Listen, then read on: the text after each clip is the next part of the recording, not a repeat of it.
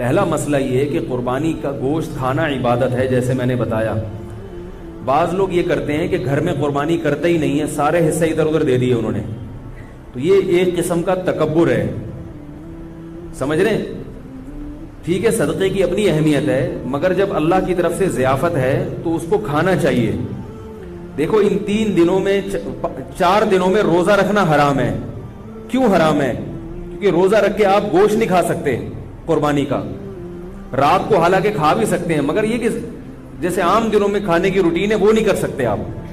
تو اس کا مطلب پتہ چلتا ہے کہ جب اللہ تعالیٰ کی طرف سے ایک چیز کی ضیافت ہے تو اس ضیافت کا انکار نہیں کرنا چاہیے. یہ تکبر ہے. بعض لوگ یہ کہتے ہیں ہم تو پورا سال گوشت کھاتے ہیں، ابھی ہم نے کیا کھانا ہے یار. بھائی آپ پورا سال اپنے پیسوں سے کھاتے ہوں گے.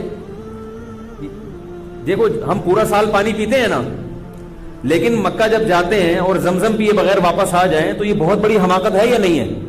ہے بھائی. وہاں جا کے پیتے بھی ہیں اور بھر بھر کے گھروں میں بھی لے کر آتے ہیں. کیوں لے کر آتے ہیں؟ اس لیے کہ وہ پانی اور اس پانی میں فرق ہے. وہ پانی پلانے والا کون ہے؟ اللہ ہے. یہ بھی اللہ ہی پلا رہا ہے، مگر اس کی نسبت اللہ اپنی طرف نہیں کر رہا. اس کی نسبت اللہ اپنی طرف کر رہے کہ میری طرف سے آفر ہے یہ تمہیں. اس میں جو برکت ہے وہ اس پانی میں نہیں ہو سکتی. برکت نہ بھی ہو بھائی، ہم تو اللہ کی طرف سے ضیافت ہے. تو تبھی نبی نے فرمایا کافر جو ہے وہ زمزم پیٹ بھر کے نہیں پیتا اور مسلمان زمزم پیٹ بھر کے پیتا ہے. کافر اتنا پیے گا جتنے ضرورت ہوگی، کہے گا پیاس ختم ہو گئی اب کیا. مسلمان کہتا ہے نہیں بھائی اور پیوں گا، پیٹ بھر کے پیوں گا، میں اللہ پلا رہا ہے. نہیں آ رہی میرا خیال ہے بات سمجھ. تو اسی طرح آپ سارا سال تکے بھی کھاتے ہیں، ہمیں پتا ہے آپ کھاتے ہیں، کوفتے بھی کھاتے ہیں، کباب بھی کھاتے ہیں. وہ آپ کھاتے ہیں، وہ کسائی آپ کو جو دے رہا ہے. اس گوشت کی نسبت کس کی طرف ہے؟ اللہ کی طرف. نبی صلی اللہ علیہ وسلم نے 63 اونٹ اپنے ہاتھ سے نہر کیے اور سب میں سے تھوڑا تھوڑا چکھایا آپ نے. حالانکہ آپ صلی اللہ علیہ وسلم کھانا نہیں کھاتے تھے، بہت کم کھاتے تھے. تو اس لیے ایسا نہ کیا کریں. وقف بھی کریں تو پھر گھر میں بھی کریں. اگر آپ نے صدقے کی قربانی کرنی ہے تو پھر ایک حصہ صدقہ کر دیں اور ایک حصہ، مطلب کہ گھر میں گوشت آنا چاہیے. کہنے کا مقصد ہے تھوڑا آئے زیادہ آئے، گھر میں بہرحال آنا چاہیے. پھر بے شک غریبوں کا بھی حق ہے. غریبوں کے لیے جو مالدار لوگ ہوتے ہیں وہ زیادہ قربانی کرتے ہیں کہ بھائی اتنے حصے غریبوں میں بانٹ دیں گے اور ایک آدھ حصہ گھر کے لیے رکھ لیں. تو گھر میں کچھ نہ کچھ گوشت لازمی آنا چاہیے. سمجھ رہے ہو؟ دوسرا مسئلہ، فقہا نے لکھا ہے کہ جو غریب آدمی ہو یا اس کے اہل و عیال زیادہ ہوں، اس کے لیے افضل یہ ہے کہ وہ صدقہ نہ کرے قربانی کا گوشت. نہیں یاری میرا خیال ہے پاس. کیونکہ اللہ کی طرف سے ضیافت ہے. تو جب آپ غریب ہیں، آپ پورا سال گوشت نہیں کھا سکتے تھے، تو بچوں کا حق، بیوی بچوں کا حق پہلے. بعض لوگ سخاوت کا دریا بن جاتے ہیں، گھر میں بچوں کو اتنا نہیں مل رہا اور وہ سارا انہوں نے بانٹ کے، تو بھائی وہ پہلے یہ غریبوں کے لیے ہے. میرا خیال ہے ہمارے ہاں اللہ کا شکر ہے کوئی ایسا غریب ہے نہیں، لیکن اگر کوئی بیٹھا ہوا ہو تو اس کے لیے بتا رہا ہوں. ہمارے یہاں سب کھاتے ہیں، پورے سال کھاتے ہیں الحمدللہ. لیکن اگر کوئی غریب ہے جس کو پورے سال گوشت کم ملتا ہے تو وہ صدقہ نہ کرے، وہ 3 حصے نہ کرے، وہ سارا اپنی فیملی کو کھلا دے، خود بھی کھائے اور اسٹور کر کے اپنے بچوں کو کھلائے. وہ بچوں کو، بیوی کو یا جو بھی اپنے قریبی رشتہ دار ہیں ان کو کھلا دے. تو یہ قربانی کے گوشت کے 3 حصے کرنا ضروری نہیں ہے. سمجھ رہے ہیں؟ باقی عام آدمی کے لیے حکم کیا ہے کہ گوشت کے 3 حصے کر دے، ایک حصے کو صدقہ کر دے، ایک رشتہ داروں میں بانٹ دے اور ایک حصہ خود کھا لے. یہ جو رشتہ داروں والا حصہ ہے، اچھا یہ 3 حصے بھی ضروری نہیں ہے. اگر پورا ہی خود بھی کھا جائیں گے تو کوئی گناہ نہیں ہے. ٹھیک ہے، بہتر ہے کہ ایک حصہ، کیونکہ قرآن کہہ رہا ہے کلوا منہا واطعموا البائس الفقیر، خود بھی کھاؤ اور فقیروں کو بھی کھلاؤ. تو قرآن کے حکم کو فالو کرنا چاہیے. 1/3 کو کیا کر دینا چاہیے؟ غریبوں میں بانٹ دینا چاہیے. اب غریب کی ڈیفینیشن کیا ہے؟ یہ ایک نیا موضوع ہے. بہرحال جو آپ کو غریب لگتا ہے آپ اس کو دے دیں. باقی رشتہ داروں کا حصہ جو ہے، تو رشتہ داروں میں اگر قربانی ہو رہی ہے تو نہ دیں ان کو، ٹھیک ہے نا. اگر ہو گئی نہیں ہو رہی تو پھر ان کو دے دیں. تو یہ ہوتا ہے. باقی 2 حصے آپ رکھ لیں، ایک حصہ بانٹ دیں، ایسا بھی ٹھیک ہے. دوسرا مسئلہ قربانی کا یہ ہے، بہت اہم مسئلہ ہے، کہ جس جانور میں 7 آدمی شریک ہوں یا 6 آدمی یا 4 آدمی یا 3 آدمی، اس کے گوشت کو تول کر تقسیم کرنا لازم ہے، اندازے سے تقسیم کرنا حرام ہے.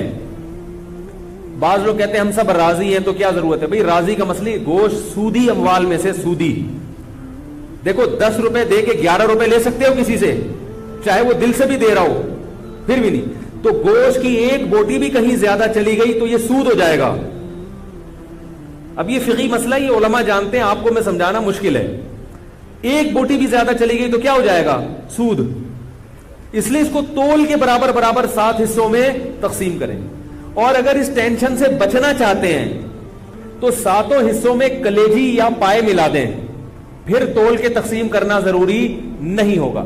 جیسے 10 روپے دے کے 11 روپے دینا تو حرام ہے نا, لیکن 10 روپے کے ساتھ ایک ٹافی رکھ لیں, ہے بھائی, پھر 11 روپے لے سکتے ہیں. یعنی وہ نوٹ کے علاوہ کوئی جنس آ جائے. یہ میں اس لیے اتنی تفصیل بتا, لوگ کہتے ہیں پتہ نہیں مفتیوں نے کیا دین کو بنایا ہوا ہے, یہ پائے ملا دو, کلیجی ملا دو, اس تکلف کی کیا دو. بھائی سود سے بچنا ضروری ہے. تو اب جب آپ اس میں کلیجی ملا دیں گے تو کلیجی گوشت کی جنس سے ایک الگ چیز ہے. تو اگر ادھر گوشت زیادہ آئے گا تو وہ کلیجی کے مقابلے میں ہوگا, ادھر کلیجی زیادہ آئے گی تو وہ گوشت کے مقابلے. جنس تبدیل ہونے سے سود کے مسائل پھر وہ پیش نہیں آتے. تو کلیجی ملا دیں. تو جب کلیجی تقسیم شروع میں ہوگی تو کلیجی لوگ پہلے 7 حصوں میں ڈیوائڈ کر لیتے ہیں, ٹھیک ہے. تو اس میں سے کچھ کلیجی نکال لیں اور کلیجی 7 حصوں میں ڈیوائڈ کر کے تھوڑا سا اس میں گوشت ملا دیں. کلیجی میں گوشت مل جائے گا اور گوشت میں کلیجی. وہ ایک ہیروئن چی بیٹھا ہوتا نا پائپ کے منہ میں, پائپ ہوتے ہیں نا برساتی نالے, اس کے اندر ہیروئن چی بیٹھ کے ہیروئن پی رہا تھا, کہہ رہا ہے میں پائپ کے منہ میں ہوں اور میرے منہ میں پائپ ہے. اس کو بڑا انجوائے کر رہا تھا اس سے وہ. تو آپ جب کلیجی میں گوشت ملائیں گے اور گوشت میں کلیجی ملائیں گے تو اس کو کیا کریں گے آپ؟ انجوائے کریں گے, ٹھیک ہے. تو شروع میں کلیجی کے 7 حصے کریں اور اس میں تھوڑی سی کلیجی نکال لیں, باقی کے 7 حصے کر کے اس میں 1-1, 2-2 بوٹی ملا دیں. تو کلیجی بھی تقسیم کرنا آپ کے لیے جائز ہو جائے گا, ورنہ کلیجی بھی تول کے کرنی پڑے گی. اور آخر میں جب گوشت ہو تو اس میں تھوڑی تھوڑی کلیجی ملا دیں. یہ سودی مسائل سے بچنے کے لیے. سمجھ گئے کہ نہیں سمجھ گئے؟ یہ ہو گیا. پائے کو پھر جیسے چاہیں تقسیم کریں. دوسرا مسئلہ ہے قصائیوں سے متعلق. قصائی لوگ کیا کرتے ہیں کہ جانور کو کاٹتے ہیں تو کاٹتے چلے جاتے ہیں. شریعت میں حکم ہے 4 رگیں کاٹنے کے بعد جانور چھوڑ دو, اس کو تڑپنے دو. سمجھ رہے ہو؟ تڑپنے دو. اس تڑپنے سے فائدہ یہ ہوتا ہے اس کا جتنا بلڈ ہے وہ نکل جاتا ہے. ذبح کرنے میں ایک بہت بڑی حکمت کیا ہے کہ اس کا خون, سارا خون گندی اور ناپاک چیز ہے, وہ باڈی سے کیا ہو جاتی ہے, اس میں بیماریاں بھی ہوتی ہیں. یہ جو جانور میں کوئی بیماری ہو نا تو اس کے خون میں ہوتی ہے, خون کا نکلنا ضروری ہے, گوشت صاف ہو جاتا ہے اس سے. اب قصائی لوگ کیا کرتے ہیں کہ انہوں نے چونکہ اس دن میں نے بتایا نا تو سلام کا جواب نہیں دیتے اس دن, عید کے دن یہ اتنے بزی. یہ کیا کرتے ہیں, جانور ذبح کرنے کے بعد اس کے گلے میں چھری مارتے ہیں, اس کی یہ جو پیچھے اعصابی رگ ہے اس کو کاٹ دیتے ہیں. اس سے جانور کو تکلیف بھی زیادہ ہوتی ہے اور ٹھنڈا بھی جلدی ہو جاتا ہے. اس لیے میں کہتا ہوں کہ جس کھونٹے سے جانور باندھا ہوا تھا وہ کھونٹا ابھی خالی ہے, تھوڑی دیر کے لیے اس کھونٹے سے کس کو باندھ دیں؟ قصائی کو باندھ دیں. کیونکہ قصائی کنٹرول میں نہیں آتا, اس کو آپ 100 دفعہ بھی کہیں بھائی نہیں کاٹو وہ پھر بھی کاٹتا ہے, وہ پھر بھی چھورا مارتا. اس سے جانور حرام نہیں ہوتا, لیکن ایک جو ایک حکمت ہے, ذبح کا ایک شرعی طریقہ ہے, اس طریقے پر تو عمل نہیں ہوا نا. جانور تو حلال ہی رہتا ہے, لیکن ایک کراہت آتی ہے, کراہت مکروہ عمل ہے یہ. اس لیے قصائی کو پہلے تھے نا, اس سے زیادہ آدمی قصائی پہ چھوڑ دیں آپ. اس کو بولے اس کو تڑپنے دو, اور اس وقت تک وہ 8 آدمی کس کو پکڑ کے رکھیں گے؟ قصائی کو پکڑ کے رکھیں, کیونکہ وہ بھاگے گا, وہ آئے گا بولے گا نہیں میں کاٹن. اس کو پکڑیں آپ یا کھونٹے سے باندھ دیں. باقی جب جانور ٹھنڈا ہو جائے تو پھر کہیں آپ اب تمہارا کام شروع ہے. سمجھ گئے یہاں تک؟ تیسرا مسئلہ, جب جانور ذبح کریں تو بعض دفعہ آپ ذبح کر رہے ہوتے ہیں, قصائی بھی آ کے ہاتھ لگا دیتا ہے اس میں, لیکن وہ تکبیر نہیں پڑتا. جب 2 آدمی مل کے گلا کاٹیں گے تو دونوں کے لیے تکبیر پڑھنا ضروری ہے. اگر ایک نے بھی چھوڑ دی تو جانور مکمل حرام ہو جائے گا, اس کا گوشت کسی کے لیے بھی حلال نہیں ہوگا. انہوں نے گٹکے رکھے ہوئے ہوتے ہیں منہ میں, منہ ہل ہی نہیں رہا ہوتا ان سے, تو ان سے بولے بھائی گٹکا تھوڑی دیر کے لیے پھینک دو, تسلی کے ساتھ بسم اللہ اللہ اکبر پڑھو زور سے. اور علماء کہتے ہیں کہ جو لوگ وہاں کھڑے ہوئے ان کو بھی چاہیے تکبیر پڑھ لیں, تاکہ وہ جو ہے نا جو ذبح کر رہا ہے اس کو یاد آ جائے. ٹھیک ہے, بھولے سے اگر تکبیر رہ گئی تو بھی جانور حلال ہے, لیکن جان کر اگر چھوڑ دی, یا مسئلے کا علم نہیں تھا, یا قصائی یہ سمجھتا تھا بھائی اس نے پڑھ لی تو کافی ہے, مجھے پڑھنے کی ضرورت نہیں ہے, تو وہ جانور کیا ہو جائے گا؟ حرام ہو جائے گا. بھولے سے چھوٹ جائے تو ایک الگ بات ہے, جان بوجھ کر تکبیر چھوڑیں گے تو جانور حرام ہو جائے گا. البتہ آپ 4 رگیں کاٹ چکے تھے پھر قصائی نے چھری ہاتھ میں پکڑی ہے، پھر کوئی فرق نہیں پڑتا، پھر وہ تکبیر نہ بھی پڑے تو جانور کیا ہے؟ حلال ہے۔ شروع کی رگیں جو ہے نا جب کٹتی ہیں تو اس میں تکبیر کا پڑھنا ضروری ہے۔ آج کل یہ فارمی مرغی والے بھی تکبیر نہیں پڑھ رہے، وہ تو میں نے کئی دفعہ پکڑا ہے، ان کو جا کے پکڑا کریں، ان سے بولے زور سے بولا کرو، ویسے تو باتیں چیخ چیخ کے کرتے ہیں، جب اللہ کا نام لینے کا وقت ہے تو پتلی نام ہی نہیں لیتے وہ۔ تو انہوں نے بھی گٹکے رکھے ہوئے ہوتے ہیں منہ میں، ان کے پاس اتنا ٹائم نہیں ہوتا کیونکہ گٹکے کے ساتھ تکبیر پڑھنا بڑا مشکل کام ہوتا ہے، ٹھیک ہے نا۔ میں نے گٹکے والوں سے اس کی تحقیق کی، وہ کہتے ہیں پان بھی منہ میں تو سلام کا جواب نہیں دیتا، وہ تکبیر کہاں سے پڑے گا۔